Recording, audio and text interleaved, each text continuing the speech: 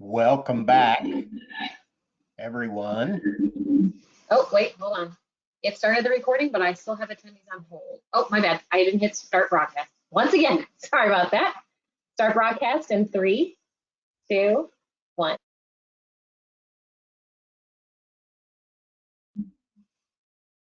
Welcome back, and I'm pleased to be talking to you. My evening, for some of you, it is morning or afternoon. So it is a true cross-cultural presentation, and I'm talking about how we transform human resources to organization development. So that's my focus for now.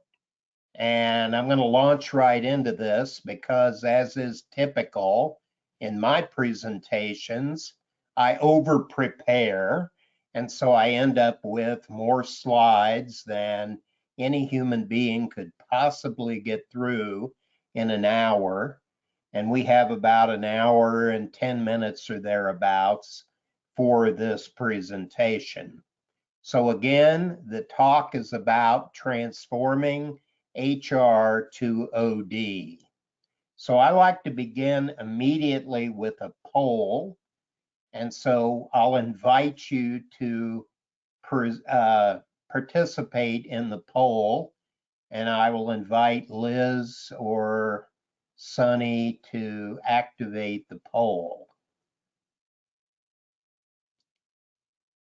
And I do not see it.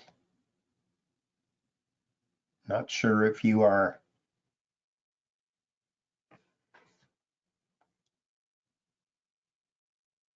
Are you able to see it?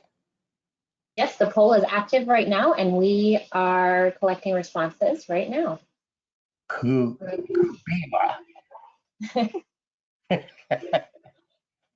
have about 35% voted already. Okay. Give it just a few more seconds. And again, we're asking you, would you call yourself an HR professional, an OD professional, both an HR and an OD professional, or something other than both of those, neither an HR nor an OD professional? So you can go ahead and close the poll, and let's find out in calibrating exactly what our audience thinks they are. There you go. I see nothing.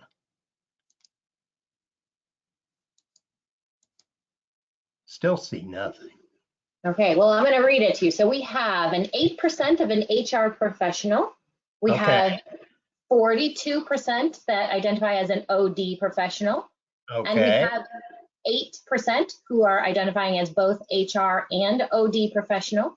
Okay. And we have about 42% that are identifying as neither HR nor OD professional. That's quite interesting.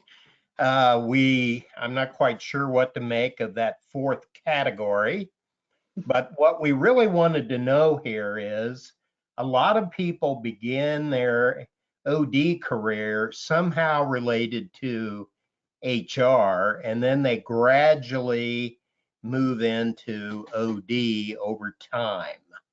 And so I wanted to find out who was in which camp as we begin. So this session is going to explore the transformation of HR into organization development. Exactly what do we mean by that? What are some of the business reasons that would justify this special term we call HR transformation?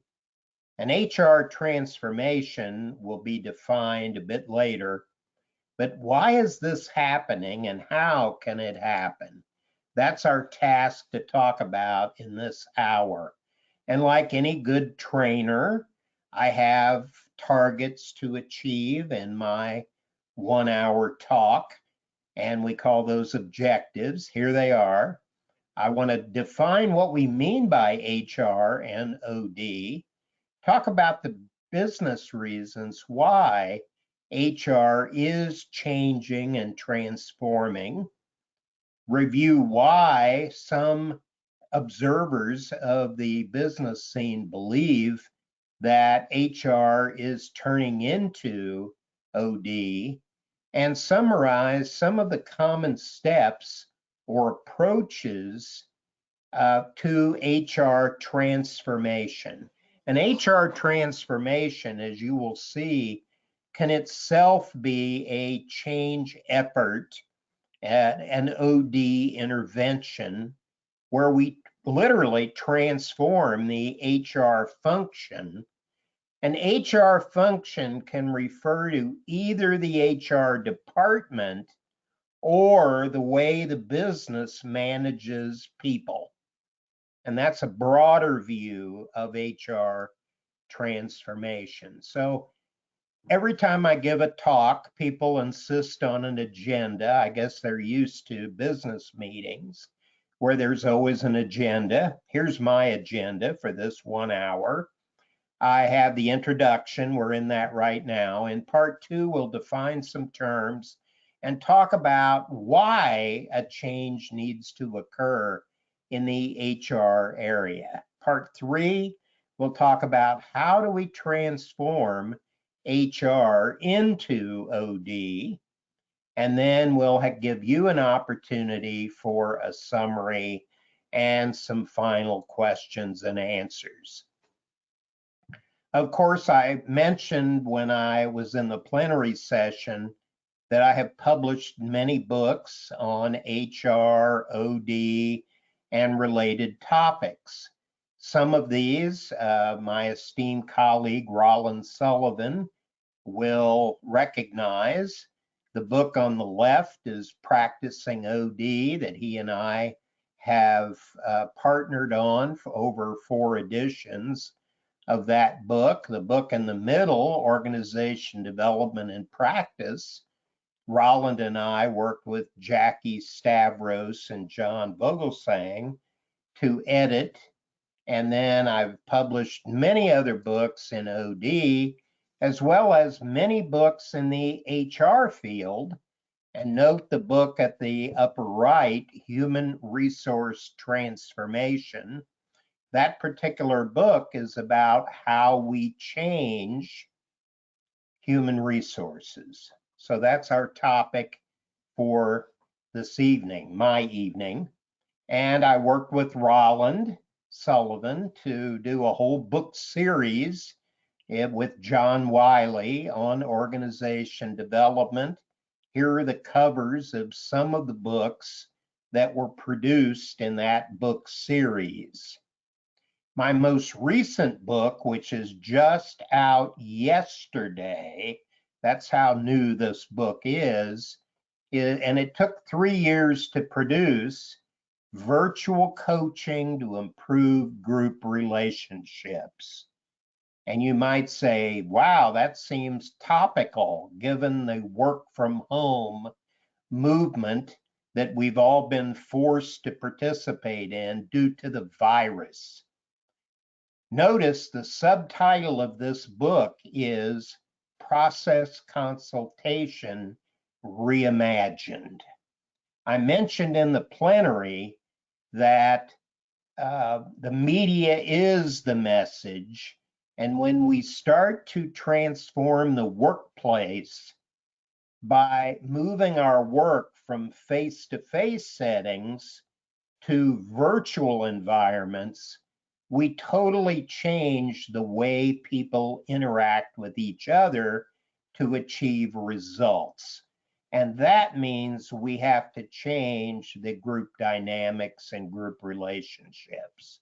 So that's what we mean about process consultation reimagined. I co-edited the book with one of my former students, a Korean lady who is now a professor at the University of Idaho. So let's move right into defining some terms and making the business case. And in this section, we'll talk about what do we mean by some of these terms? What did some of these concepts mean? I'll give you an overview of why HR transformation is necessary and explain why HR transformation into OD is often the best of many strategic choices about how to change HR. So, of course, we know any college textbook will tell you that HR is the field of practice that supposedly focuses on people in organizational settings, and more specifically, the common functional areas of HR center around recruiting, selecting, employee relations, training and development, appraisal, reward systems, and yes, pay and benefits.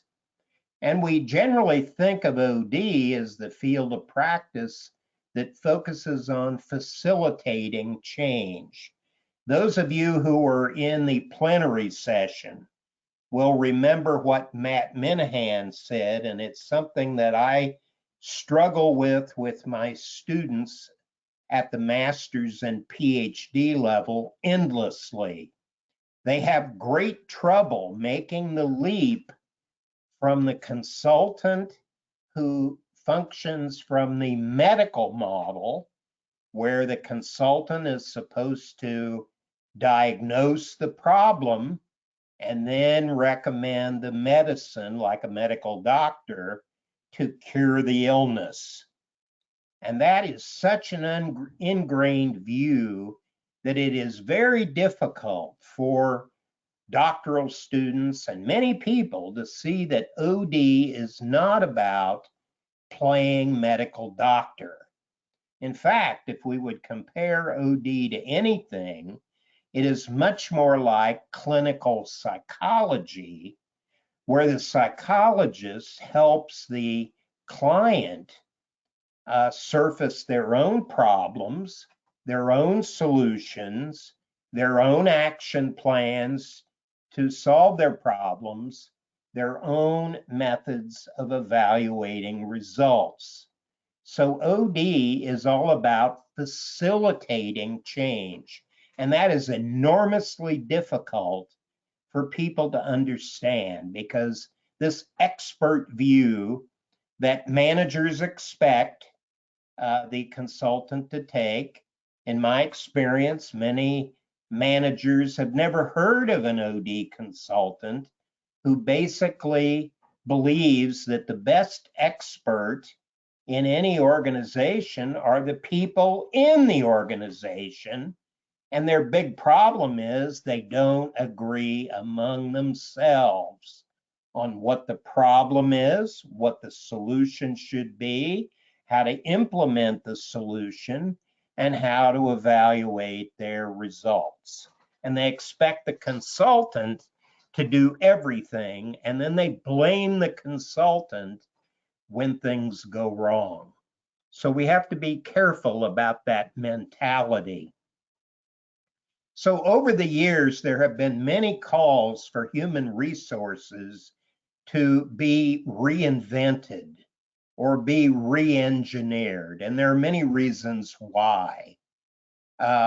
CEOs in survey after survey have expressed disappointment with the HR department. HR is often compliance oriented. That means HR wants the organization to manage its people in ways that will keep the government happy, that will keep the union happy, will keep the managers happy, will keep the people happy. And their goal in HR is to try to minimize the complaining and the grievances and the problems that surface from trying to do new things. So too often HR is regarded as past focused rather than future focused. When managers complain about problems and HR takes steps to try to solve those problems, through new programs, very often that's focusing on the past, what was wrong in the past, rather than looking toward the future and asking the question, what are the people challenges that the organization is likely to face in the future as we try to implement our strategic plans and try to deal with new and unexpected challenges that come up in the business environment. Little things like climate change or a virus that creates a global pandemic, or weather patterns that create problems, or social unrest caused by the police shooting innocent Black people. These are issues that need to be addressed, and we could probably predict some of those, though it might be difficult. But if we're always focused on the past, we will never be able to position the organization to competitive advantage. Another problem, and often a complaint, is that HR is too focused on fads. Chase the newest thing, employee engagement, or business re-engineering, or process improvement, or customer service improvement, or whatever the latest fad is. There's a feeling that HR too often chases those fads rather than leading the organization toward true solutions to business issues. Most people, one of the big problems I've seen is that a lot of HR people are promoted from within their organizations. They have no degree and no work experience in HR, and their company takes no steps to train them properly. Oh, they get training for the little job they're to do, like recruitment or training or payroll processing, but they never get training on the broader picture of human resources, and they don't see how all the parts of HR fit together. Another problem with HR is that often the HR department has a bad reputation. Let's be frank about that. Sometimes the HR VP, it was the girlfriend of the CEO. Sometimes the HR VP is a manager who failed in running an operating department, and the company didn't want to fire that person because he or she was a loyal employee. And so they look for somewhere they think they will do little damage while they ride out their time toward retirement, and they might make them a VP of HR. Now, those kind of problems are happening less than they used to happen, but they still happen. And sometimes HR as a department has a bad reputation with the people in the organization. And this calls out for change, because we have trouble attracting talented people, developing talented people, retaining talented people, and we need talented people to help do that.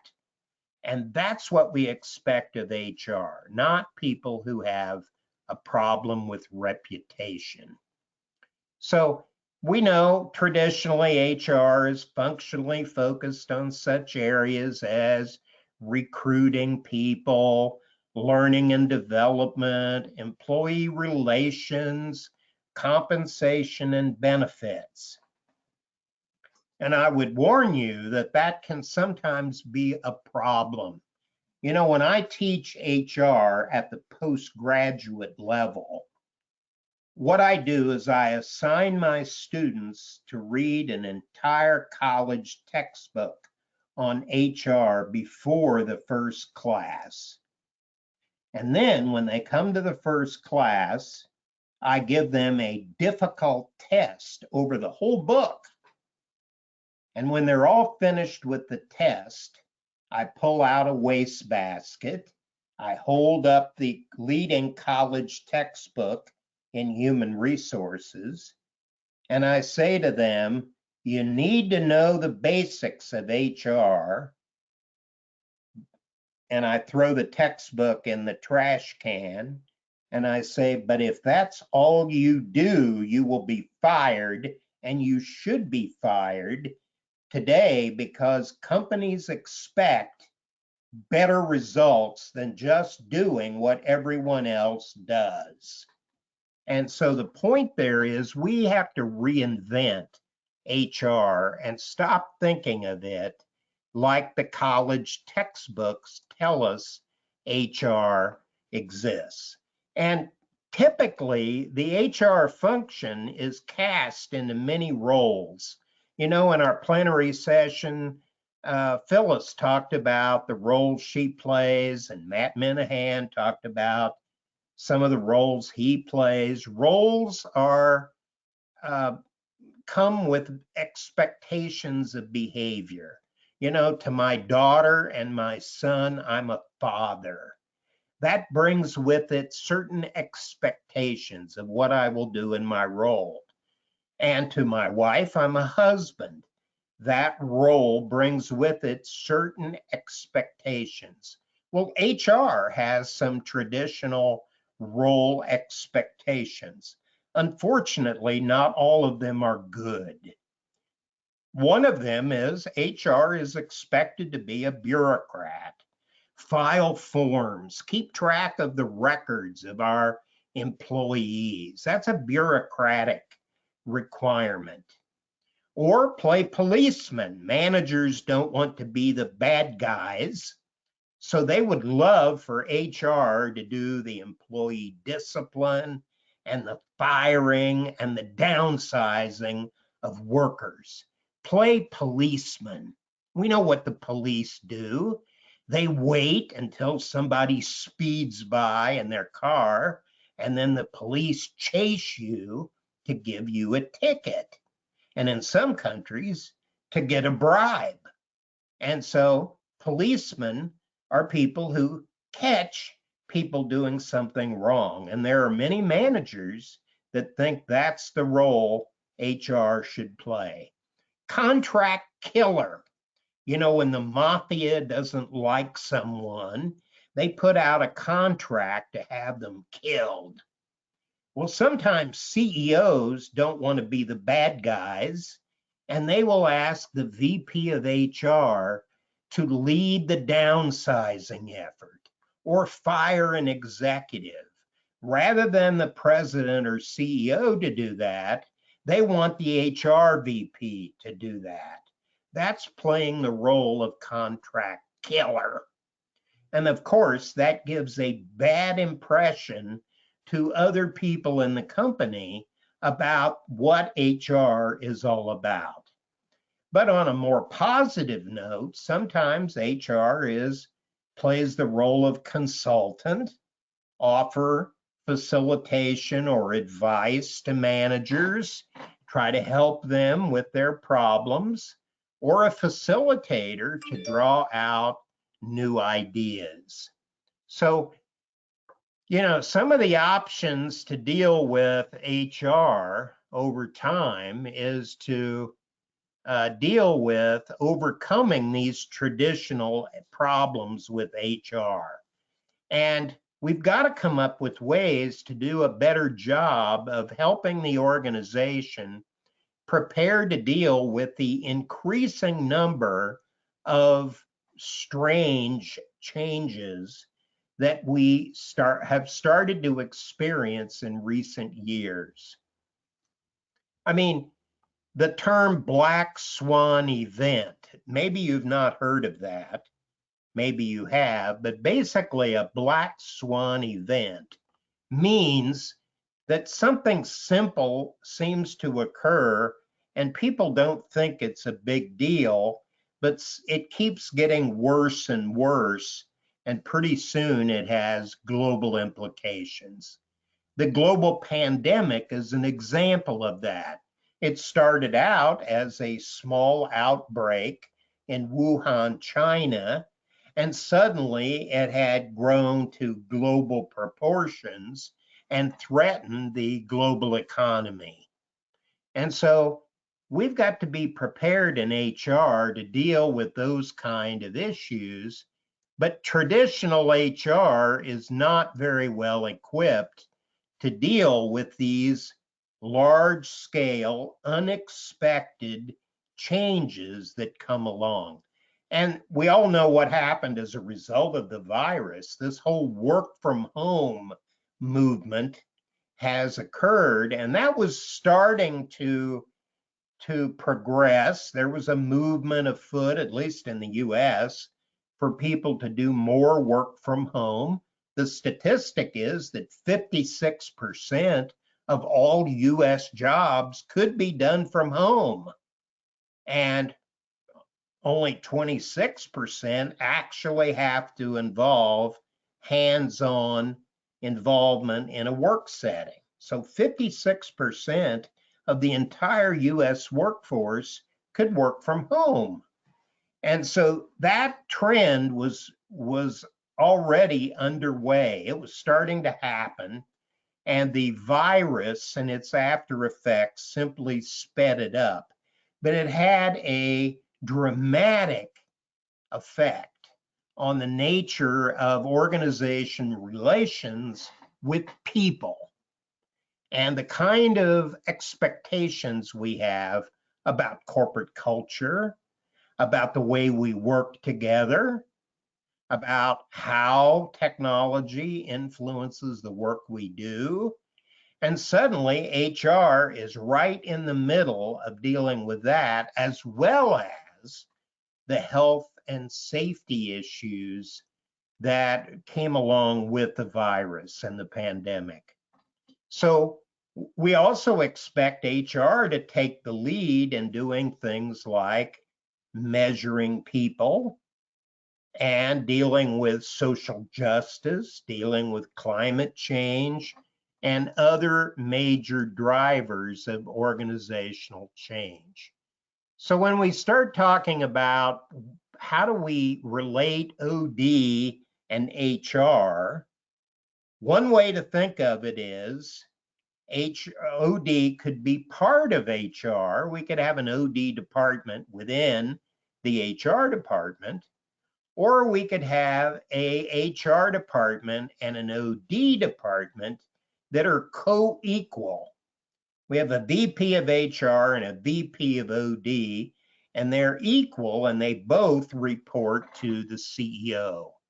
Or we could have an external consultant leading OD, and that person could be brought in on a contract on a project by project basis.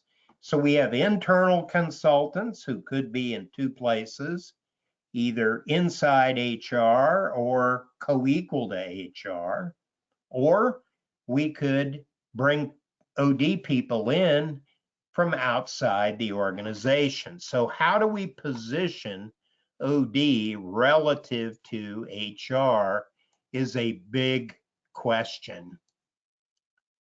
So HR transformation, which by the way is a term that I first heard in China. You know, I've been to China 83 times over the years. I've been to every Asian country at least a dozen times, with a few exceptions. I've never been to countries like Bhutan or Nepal, but I've been to virtually every other, even small places like Sri Lanka. Been there 2 times to do training and consulting. I've been to many other countries in Asia, and in fact, even when I'm in America, since my wife is Filipino, I'm never very far from Asia. So the first time I heard the term HR transformation was in Tianjin, China. And I was brought into Motorola's plant. They had a plant in Tianjin where they made cell phones. And the VP of HR was a friend of mine, and she told me that the Motorola headquarters in Chicago had ordered her to downsize HR by 40% within 1 month. And she was in a panic. She said, how can I continue to do what I have always done with 40% fewer staff in a plant that employed 10,000 people? And so she called the headquarters and said, what should I do if I'm going to follow your advice and downsize 40%? How can I keep doing what I have always done? And they said, don't. You will be forced to rethink the purpose of HR in the plant. And that's what we mean by HR transformation. We change the way we think about the HR function.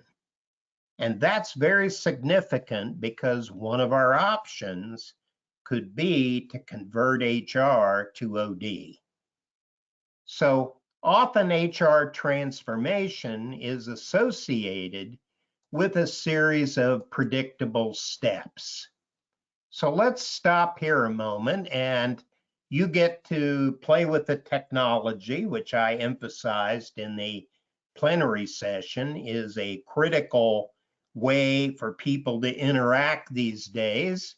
You get to experiment with that by going to the question area. And how many of you, here's a poll, how many of you has an organization that's undergone an HR transformation that you're aware of? How many of you are in a company that has tried to change HR in a strategic way? How many of you have focused the change of HR on OD or on something else?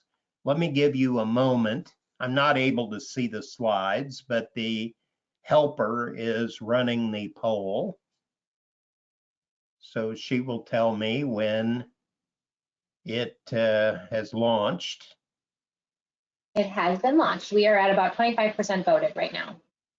Okay, keep voting, please. Okay, this gives you a chance to use some of the technology. We must get better with this because I don't think it's going to go away. When the virus, the pandemic is gone, I think there will be fundamental changes where more people work from home, either in whole or in part. Okay, you can close the poll now. And I cannot see the results. Okay, so we are at about a 29% that have undergone an HR transformation change effort. We have 38% that have tried to change HR in a strategic way. And we have 33% who have focused the change on OD or on something else. All right, very good. We'll move on. Now, there's a classic way of thinking about HR transformation. Of course, there's more than one correct way to do it. But there are two people who've written books on HR transformation. One of those is me, and the other one is David Ulrich, who's probably the most famous HR professor. And this is his thinking about the typical way a company should go through HR transformation. The first step should be to leverage the technology and get better. A lot of companies are still using outdated HR information systems. And this means that they've got a lot of HR people who are doing routine, time-wasting kinds of things like address changes for employees, rather than devoting their time to more important efforts. And so the first step is we leverage our technology. We get an up-to-date HR information system. The second step, step 2, we take the HR department and we break it into 2 parts. One part is transactionally focused, work transactions like benefits processing or payroll processing. Those are transactions. And the strategic side. On the transactional side, we push that transactional work into a call center. And then in step 3, we may take that call center and offshore it to a cheaper wage country. So in the US, it's common to form call centers for HR in countries like the Philippines or India, where people are paid far less than they are in the US, but they speak English pretty well. And the technology makes it relatively easy for phone calls to go from one country to the other. So that's up to step 3. In step 4, we reposition the HR staff. We move them from an HR department and we break up our HR staff and we put the staff members in every functional area. So we have an HR group in finance, HR in production operations, HR in marketing, HR in IT, HR in engineering, like that. And so we call those people business partners. And if it's done right, we train them so that they have the generalist skills they need to do a good job as business partners. In step 5, we create a center of excellence. Now that's done with the strategic side, and that becomes the brain trust to focus on major problems affecting the company, like succession planning, like the people side of automation or technology updates. In step 6, we clearly distinguish the roles, if we're a multinational company, of what will be the role of HR at the corporate level, at the regional level, at the country level, and at the facility level. And each of those will have distinct roles. And then in step 7, we make sure that the HR role of managers and workers are revisited. In other words, we don't let managers assume that all HR work is done by the HR department. Managers have HR responsibilities. Sometimes they're not well trained for those. And so we make sure that they get the training they need to manage people properly. That would be a traditional view of how we would change HR. But you know, in my book, what makes my book a little different from Dave Ulrich's is I ask the question, HR transformation to what? What are we changing into? What do we want HR to be when it grows up? That's our question. And so, of course, OD is one of those options. But it is not a good idea to try to turn the HR function into everything on this list. Why? Simple. Because if we try to do that, we have to train our HR people. Many of those HR people were promoted from within, and they were never given proper training to be HR people to begin with. And as a result, if we're going to make a strategic change with what the HR function does, we need to train our people for that change. Duh, that's not a big surprise. We should do that anyway, shouldn't we? But we do have other choices. HR doesn't have to become OD. Many people believe it should, but there are other options, and it depends on the needs of the business as to which of these choices is best to be selected. So here's some of the choices. Performance consulting. Now, performance consulting is a term of art, and that is the medical doctor approach to people consulting. So OD is on one side of a continuum. OD, we facilitate the people to identify their own problems, their own solutions, their own action plans. But in performance consulting, the HR person is a people expert, and he or she plays doctor. And he or she, as an expert, and comes in and diagnoses what's wrong with your people and gives you medicine approaches to solve those problems. I've written many books, not just on OD, but also on performance consulting. So, but you need to be an expert on the people side of the enterprise to be a performance consultant. And there are whole professional associations devoted to that group, just like ODN is for OD people. There's something called the International Society for Performance Improvement, and that's for performance consultants. So they're on the other side. They're the medical doctors types of consultants who deal with people problems. We could make HR talent management, which means a focus on recruiting, developing, and retaining people. Nothing else, everything else in HR is outsourced if it isn't related to those three things. We could outsource the whole function. We could turn HR into the ethics police. Yes, that's been done in companies where there have been scandals.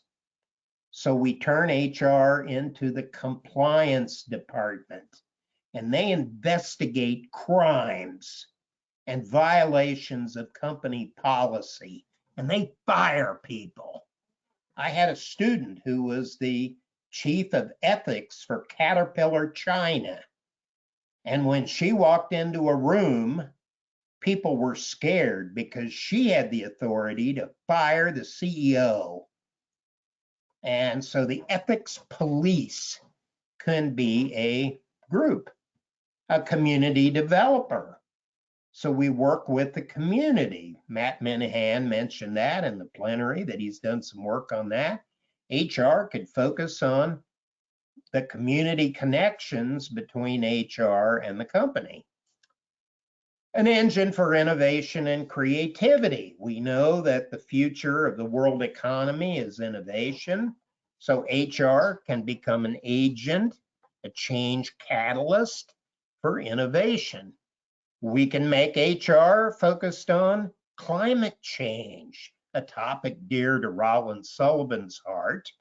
There have even been books written on green HR, how HR can become the focal point for climate change from the company to reduce the company's carbon footprint.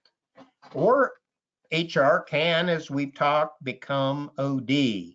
Are there other things that HR could turn into? Mention those in your question pane. Here again, you've got to learn how to use the technology. So you should have a question pane. Now I'm trying to figure out where it is.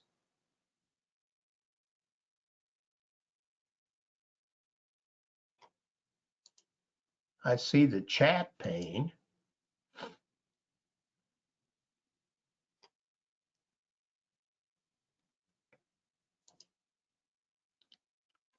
Where is that? Under sharing? Are you able to go to the very top of your menu and click the view button and see if you are able to click on? I see it. Audience view, chat, handouts, webcam. No questions. Okay. Maybe people can use the chat function then. Go ahead, Or use else I can. chat. Okay. Just type in. Again, part of this is learn the technology because many of us have to use this all the time. I spend days where I jump from Zoom to Google Meet to MS Team to WebEx, and maybe you do that too. So, as I said, increasingly the media is the message. Anybody have any ideas of other things HR could turn into?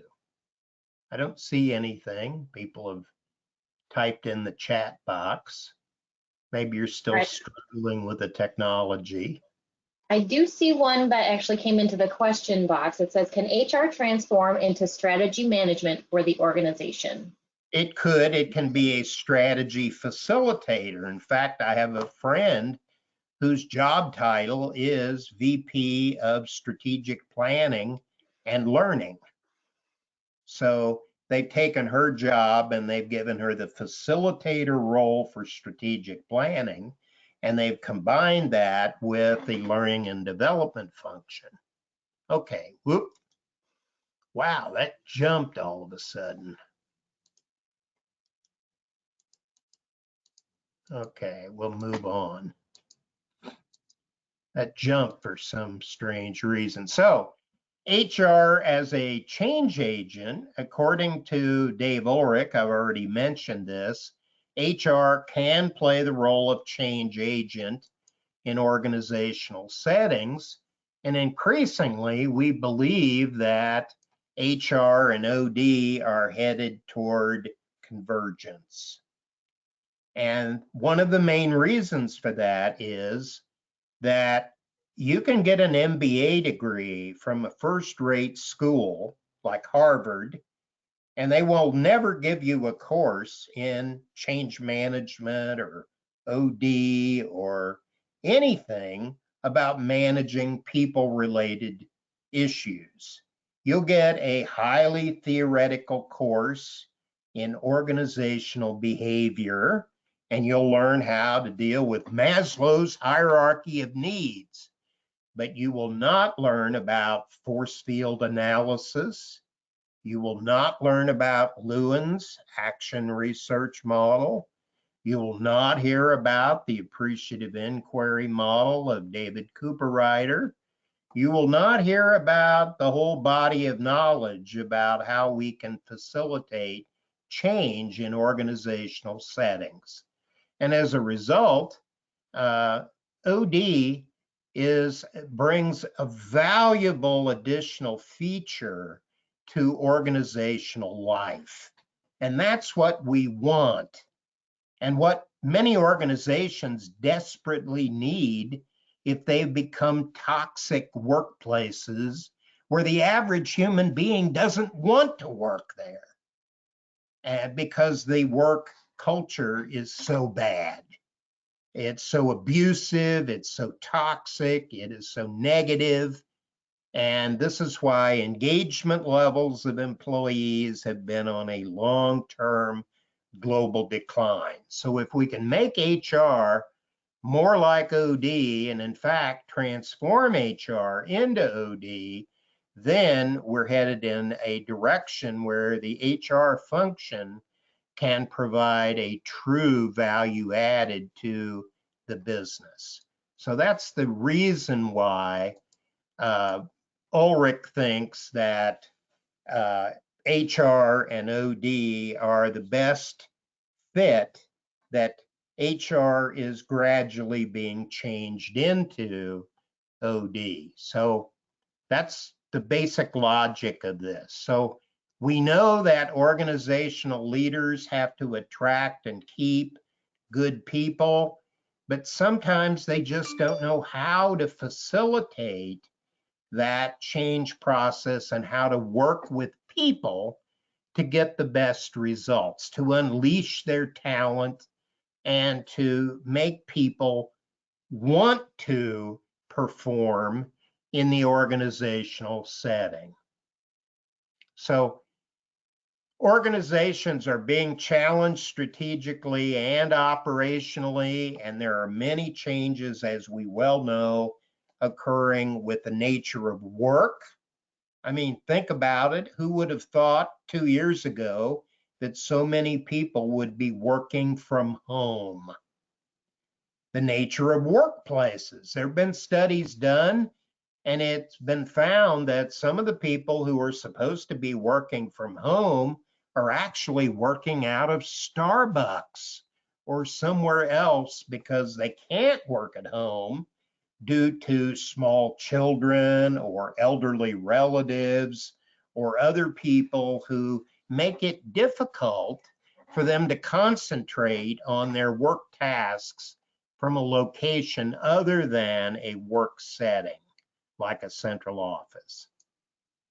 So according to Ulrich's work, the roles of HR have to change into roles like strategic positioner, a credible activist, a person capacity builder, an HR innovator who helps people innovate and integrate that, a change champion, and a proponent of new technology, but in a way that is sensitive to the way people interact with technology. And in OD, it brings back the whole value of socio-technical systems, which is, based at the Tavistock Institute, but it has never been more relevant than it is today.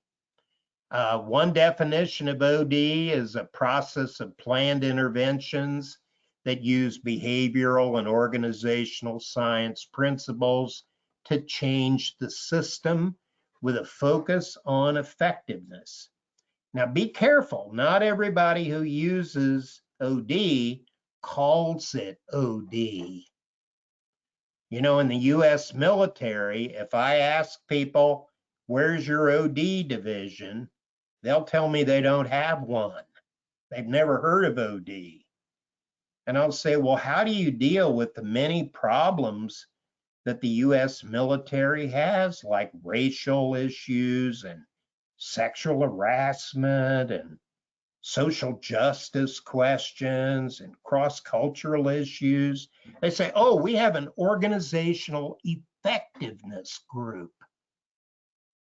Well, if you zero in on what they're doing, they use OD methods.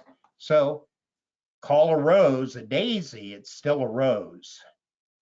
And so effectiveness is a key issue here. Some of the critical issues to pay attention to in OD and in the HR function as it's being converted is the present state of the system, the desired state, who are the stakeholders and what do they care about, some of our change theories and the ways we go about making change, the strategies we use to implement those change efforts, the execution strategy, and the use of values and the operationalization of those.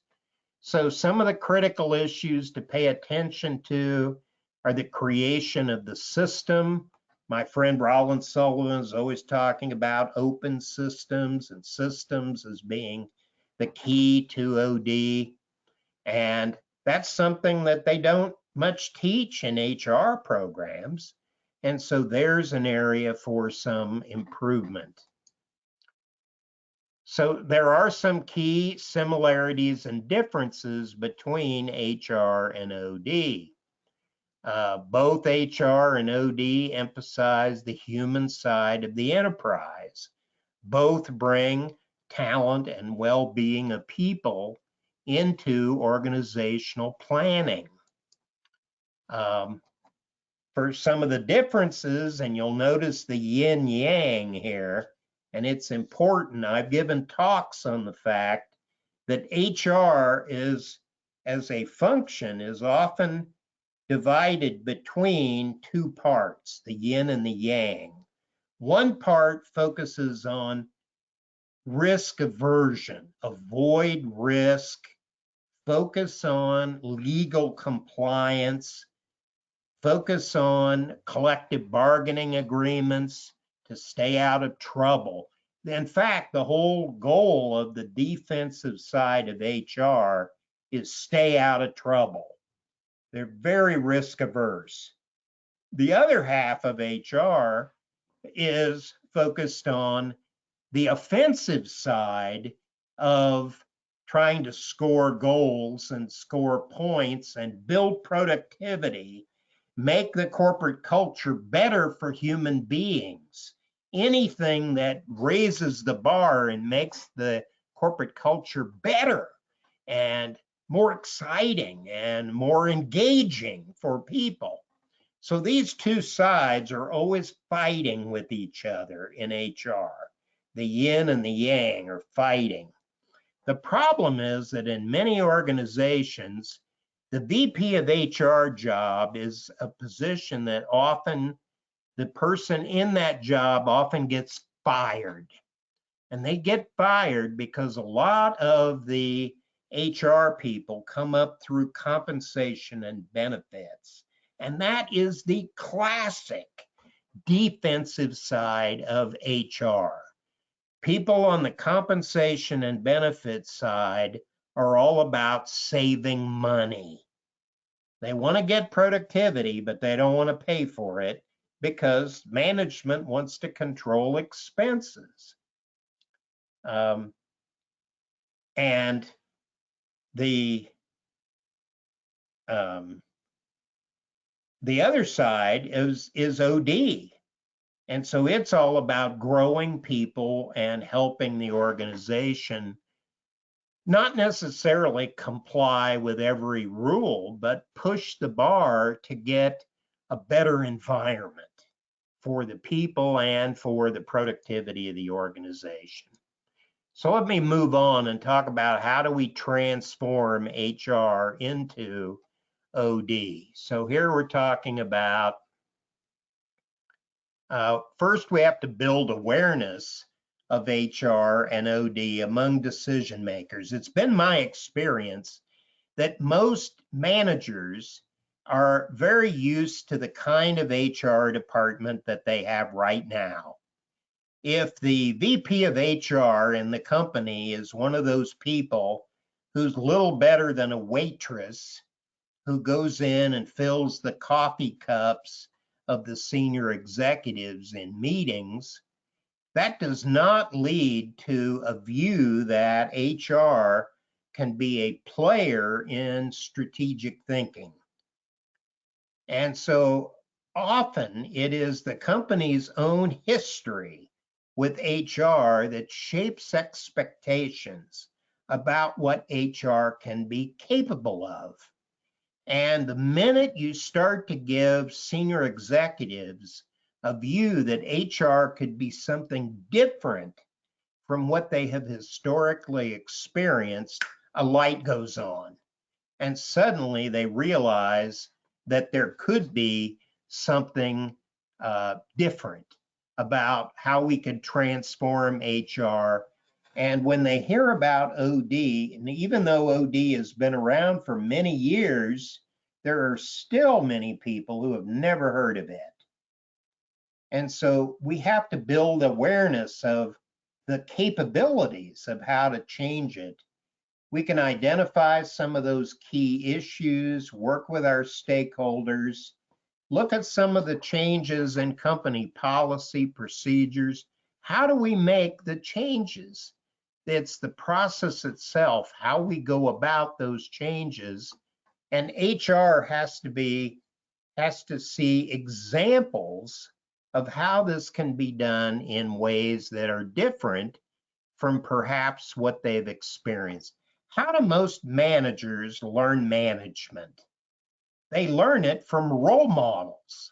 They learn it from who they've seen performing and how they've seen them perform.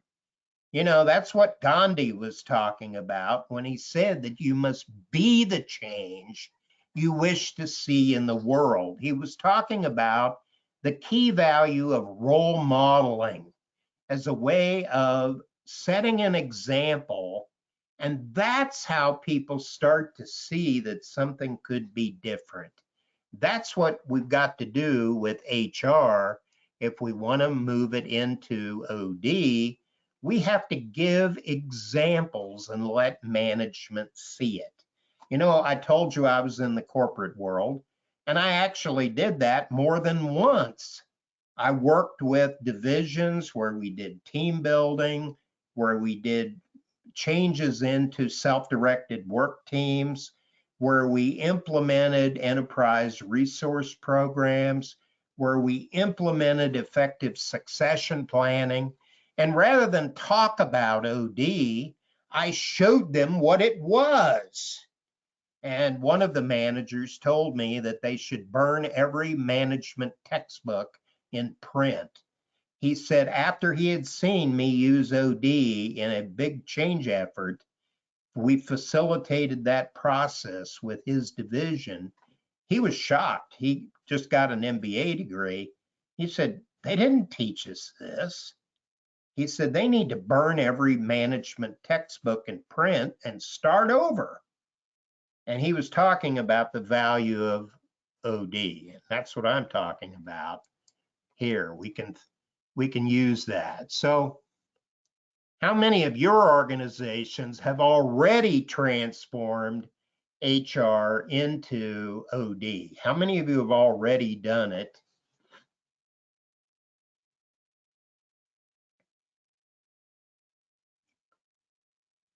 Roland has asked me about exponential change.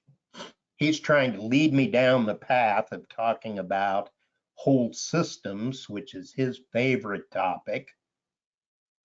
But I'm reluctant to go there because it drags us off topic. But certainly we could use whole systems transformational change and whole systems conferences to start to involve management into seeing new ways to work with the human resources side of the business, the human side of the enterprise, and re-engineer HR. Nobody wrote anything that I can see.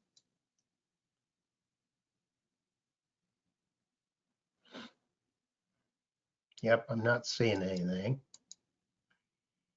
So what to watch out for? Well, first of all, the biggest challenge you've got if you think about transforming HR into OD is your own HR staff. Because a lot of them have learned about their jobs, but they have not learned about OD. And if you say, well, we want to convert you into OD people, they don't know what you're talking about. You know, I had a project with a company in Indonesia, and they brought me in and they asked me to train the entire HR department on OD, and I did. And at the end of the week, it was a week-long training experience. At the end of the week, the VP of HR said, you know, I don't think we're ready for this. And so that's because they had not thought through, they didn't really understand OD, and they didn't realize the need to build awareness among their senior team and build on that training that they were going to do with their HR staff. They didn't ask me to help facilitate that. They simply wanted training on OD, and I worked with them with that, but they needed to go steps further, and they had concerns about that. So that's going to be a barrier. Is your management ready for it? And what do you need to do to get them ready for it, ready for that kind of change? And there are key stakeholders who don't believe in OD, who don't have a commitment to that. They don't want to hear from their people. They want to control everything. They love the power that comes with playing dictator. And if that's the management style you're dealing with, it will be most difficult to change it. An unwillingness, another challenge is an unwillingness to devote the necessary resources to transform HR into OD. They just aren't willing to spend the time, money, effort in order to make it happen. Can you think of any other obstacles that might get in the way? Use the chat box or the question pane. We're still learning the technology.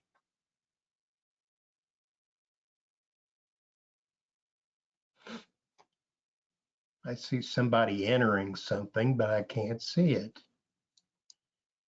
Isn't that great? Okay, well, to summarize, by this point, you should be able to, I gave you definitions of HR and OD. We talked about some of the business reasons why HR needs to be transformed. We talked about some of the reasons why it might be wise to choose OD as opposed to some of the other strategic options we have in changing OD. And I warn you, you can't have HR do everything. We have to have a focus. And because we can't train our people to do everything, we have to have some clear idea about what the business really needs. Maybe they do need ethics police. Maybe they really do need maybe they need to outsource the entire HR department, which is an option some companies have chosen. We talked about the step-by-step approaches to make HR transformation and how to make that change into OD. Okay, so any questions? I'd like to open it to Q&A. I'm slightly over my hour, but that's okay. We started a bit early, I'm told, so the facilitators told me it was okay to run over a little bit. So I think we've got some time for some questions. Yes, Dr. Rothwell, great question here. Can HR transform into strategy management for the organization? I believe it can, but we have to be cautious about strategy management. Again, if we try to play expert, which in the HR field we call performance consulting, when we're the medical doctors and we come in and we do the diagnosis, that is not OD. That's performance consulting.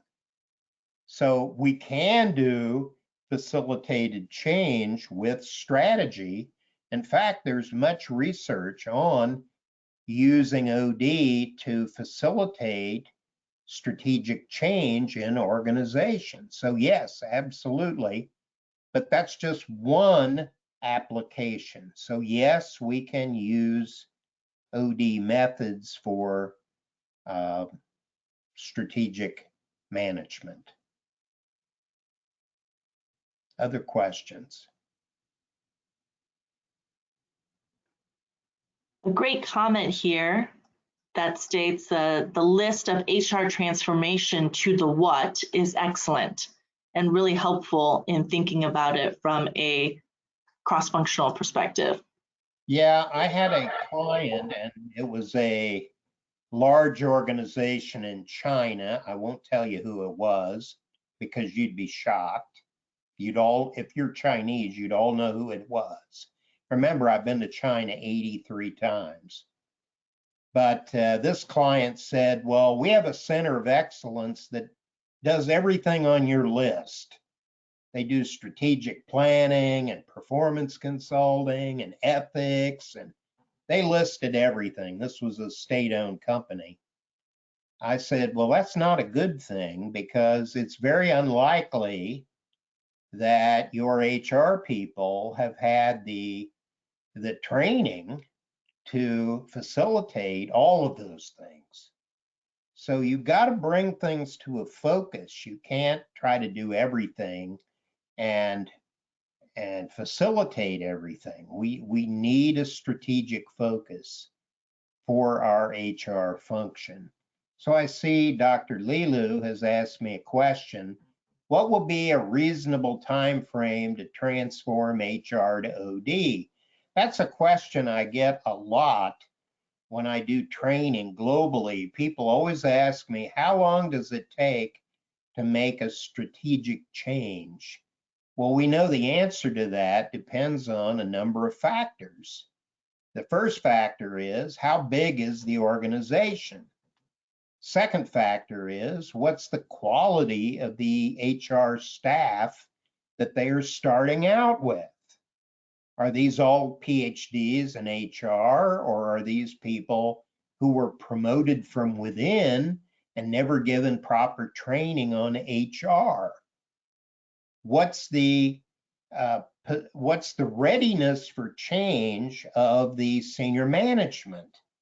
So there are many factors that we have to work through, but I would generally say that unless it's a small organization, it will probably take a multi-year phased in implementation cycle. And we're not going to be able to flip a light switch like you would turn a light on and instantly change HR into OD. That won't work because it is a corporate culture change. Some research I've seen said that in a large company, a strategic change will take between 4 years and 6 years. Well, we all clutch our hearts when we hear that, because we know that in today's business world, we don't have 4 to 6 years. And this is why my buddy Rollin Sullivan is so enamored of whole systems transformational change, because it's possible to transform the company in a relatively short time span through whole systems conferences and other methods. But even then, we've got to do the follow-up and the implementation after the conference. So it's not a light switch. It is going to take time. So difficult to answer because there are so many variables. The size of the organization, the nature of HR, the way we want to change HR. It doesn't necessarily have to go to OD. It could go to one of those other options. And other factors. If we're Coca-Cola and we're doing business in 200 countries in the world, then it probably will take more than a year to make that strategic change. So does that answer the question? I tried, but that's a tricky question to answer. Any other questions? We do have a simplification statement and a validation of that statement. Is it then correct to think about it as OD is the strategy and HR is the daily work of implementation of OD tactics? Well, I'd like to think that. I would love to think that. But unfortunately, HR is sometimes cast in roles that are very different from the values that OD brings with it. You know, in OD, we have a deep and abiding faith in the dignity of human beings. We believe in treating people the way we would like to be treated. And too often, there are many managers who don't think of it like that. They want productivity and they don't care about human beings. So we have to be cautious about mixing those two. HR is sometimes used as a company tool, and managers want to use it sometimes in abusive ways. OD would not go along with that because of the deep belief we have in values. So, but that's a good question. I'd like to think of that, but I think there are practical reasons why we can't always follow that logic. Any other questions? A regional-based question, Dr. Rothwell. When you consider that organizational development is very ethics and values-based, considering the recent U.S. social injustices and the continuation of racism and institutional healthcare and other industries, how does organizational development become a change agent and a systemic intervention for such issues? Well, it's great you asked me that question. One of my current book projects with my PhD students is I'm doing a book on diversity in OD, and I believe that's a big missing, OD is a big missing component in the research and writing on diversity, inclusion, equity, multiculturalism, and social justice. There's just not as much research and practice as you might think in that space in the US. Most of it is about using training as a change method. We know training alone will not change a corporate culture. We can train people to death, and the minute they go back to their work setting, they revert to what they did before because there are not necessarily support systems that encourage them to implement the change that they learned through training. So you can't make a company-wide change through training alone. That's why we need OD. And so, yes, I agree fully that there's a marriage in heaven of OD and diversity, inclusion, equity programs. It's just not been used. Some countries do not have OD degrees. What would you suggest how HR specialists and managers in those countries can learn OD? Funny you asked me that question. You know, I got to give you a commercial then about Penn State's fully online master's degree in OD, which includes certificate programs that you can get online. And you don't need a US visa and fight the Trump mentality to get a visa. You can do it online. And so there are ways to get degrees from offshore as long as you've got internet connections. Now, I realize that's an issue. I heard complaints when I was in South Africa about the country's infrastructure for the internet. I heard complaints in Australia, same thing. And I heard somebody in today's session complain about the local infrastructure in Myanmar. And so I understand it isn't always easy, but we built our online program so that you could access it from offshore. It's fully asynchronous. So you don't have to sit in a class. You can participate online. Think about that. So that's the answer to that question. Okay. Any other questions? Well, remember, I've got a workshop coming up later, Sunday for you, Saturday for me because of the 12-hour time difference. But I'm looking forward to seeing some of you, and I want you in my session. Okay? Any other questions or thoughts? Dr. Rothwell, another question about the operationalization of OD. How important is benchmarking with other organizations for HR transformation to OD?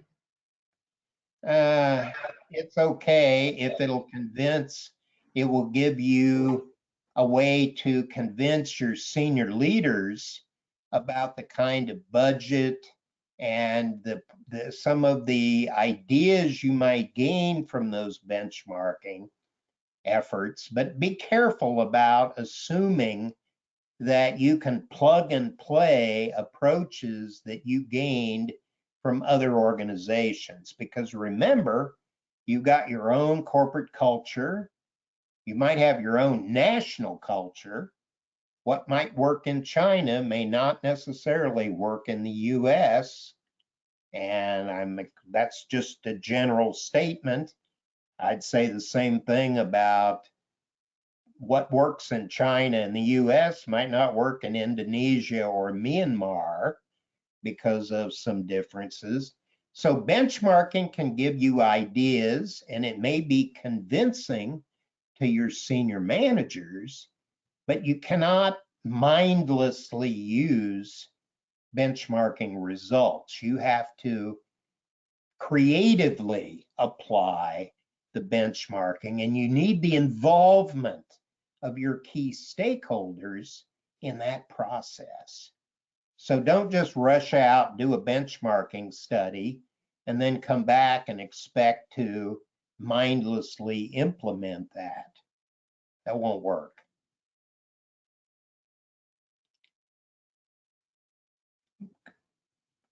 Says, what suggestions that you could give to OD graduate students?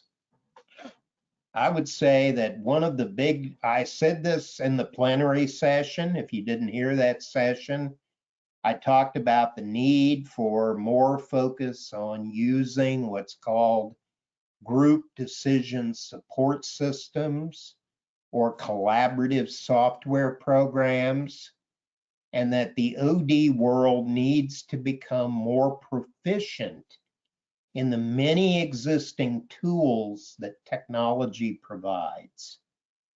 Another thing that I would talk about is you need to think for OD graduate students need to think forward, not backward. So thinking backward is something like, what were the trends that were popular a few years ago, like engagement? Yeah, people still do that, and it's still important. But I'm talking about looking forward. That's what entrepreneurs do. Entrepreneurs look at what's not there that people want. And that's how you get rich and famous and successful, is by looking for what people want that's not there. That's what made Bill Gates one of the world's richest men. He decided that people wanted a PC that acted more like a Mac. How could you do that? He invented Windows, and that made him one of the richest men in the world.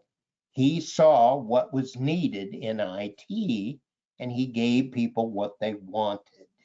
They didn't necessarily know they wanted that because they didn't know it was an option until he gave it to them. But you see my point. OD graduate students need to be more creative, more innovative. My biggest concern about OD graduate students is that a lot of my students, I've seen it over the years, lack self-esteem. They think, well, I can't do anything until I have my degree, and why would people want me to help them? Well, if you never help anyone, you never gain any work experience. And if you have no work experience, then you don't have the knowledge that, education will activate that work experience. And there's a synergy between doing it and studying it and researching it. All of those interact in a powerful way. So you have to get over the fear of failure and just do it, practice it. And if you have trouble, people won't hire you. They don't want you to do it. There are many organizations that, like religious organizations, like NGOs, that are desperate for help. And you could provide it and get some OD experience along the way. That would be my advice. So that's one suggestion. Another thing is, ask OD people, this is what you do networking for, ask them what they wish they had time to investigate, but they can't do it because they don't have the time. That's one of my frustrations as a doctoral advisor. Often my students give me the most worthless, stupid PhD topics because I don't know why they think those are good. They think they can get finished with those. Most of the time, they don't even ask my opinion of what they ought to look at. They don't go out and talk to OD people and say, what do you wish you had more information on that would help you? And if they research that, we would get more useful impact from the research in OD that is done. So that's my thoughts. Any other questions? Some excellent comments from the attendees about Go Penn State, and also many thanks for your excellent knowledge and feedback. We do have... Are there standards of OD competency? Of course there are, and we're going to hear about those in the workshop I'm going to do on Sunday your time, Saturday my time in the US. And we'll talk about and Dr. Matt Minahan is also going to talk about the ODN competency study and the ODN competencies. So you'll hear about that in several ways. Any other thoughts? We have one last question regarding, we organize annual planning every year. Does that count towards OD work? It depends. It depends on how you carry it out. If management does the planning and they make all the decisions, then that's not OD, that's playing medical doctor. You're looking at the needs and you're making all the decisions, and then you're thrusting it on people who resist it. That's the performance consulting approach. But the OD approach is facilitated change, where we work with the people and the stakeholders, and we surface their problems, their solutions, their action plans, their metrics for success, and we help them over time. We facilitate them to implement their solutions, and then they can't blame us. That's the problem with the performance consulting approach, is if we do the diagnosis, then it's our diagnosis, not the people's diagnosis. And they will fail probably. And when they do, they will blame us. And you've seen that happen, I bet, if you've been in a company for any length of time. They'll bring in a consultant. The consultant will play doctor, go out, diagnose the problem, come back with recommendations. Management will throw up 1,000 reasons why those recommendations are totally worthless. And the company will say, hey, we wasted all of our money on an outside consultant. That's not OD. OD works with the people to find their view of problems, their view of solutions, their view of action plans. It's democracy in the workplace. It's the people's voice. And the people includes management, but it's not limited to management. So I hope that answered the question.